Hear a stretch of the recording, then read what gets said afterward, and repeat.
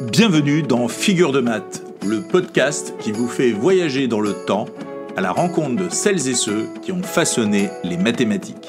Aujourd'hui, nous partons en Sicile pour rencontrer Archimède de Syracuse, le génie aux 1000 idées, celui qui aurait dit « Donnez-moi un point d'appui et je soulèverai le monde ». Archimède naît vers -287 avant Jésus-Christ, dans la cité grecque de Syracuse en Sicile. Fils d'un astronome, il étudie à Alexandrie, au lieu du savoir, où il fréquente Euclide et les penseurs de l'époque. Il vit une époque où mathématiques, physique, ingénierie, astronomie sont étroitement liées, et lui, il touche à tout. C'est un inventeur, un ingénieur militaire, un géomètre, un physicien et un mathématicien de génie.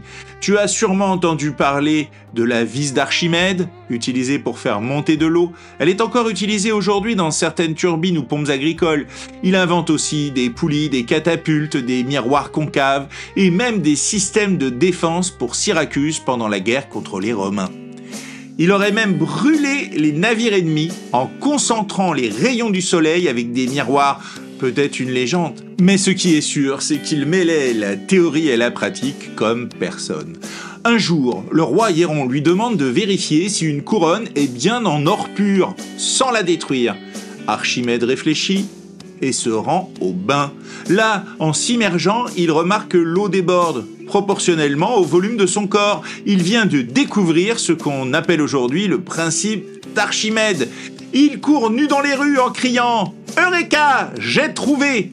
C'est peut-être l'anecdote scientifique la plus célèbre de l'histoire. Archimède est aussi un chercheur abstrait. Il s'intéresse à la surface et au volume des solides complexes, paraboloïdes, sphères, spirales, des formules de sommation proches de l'intégration, l'approximation du nombre pi, avec une précision stupéfiante pour l'époque. Il invente même un système de notation des très grands nombres, anticipant l'idée de notation scientifique. En -1212, Syracuse est prise par les Romains. Le général Marcellus avait ordonné de protéger Archimède, mais un soldat, ne le connaissant pas, le tue, alors qu'il trace encore des figures dans le sable. Ses derniers mots auraient été « Ne dérange pas mes cercles ». Le monde venait de perdre l'un des plus grands esprits de l'histoire humaine.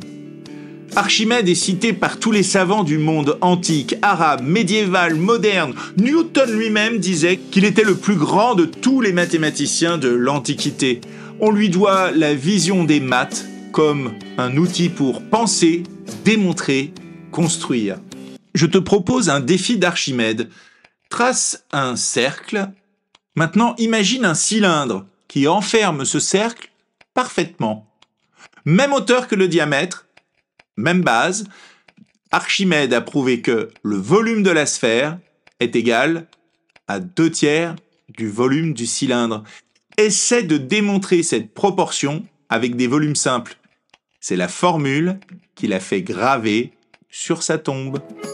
C'était Figure de maths, un podcast proposé par ton prof pour te faire découvrir les visages cachés des mathématiciens. À très bientôt pour un nouveau voyage dans le temps. Et n'oublie pas, les maths, c'est aussi de l'aventure.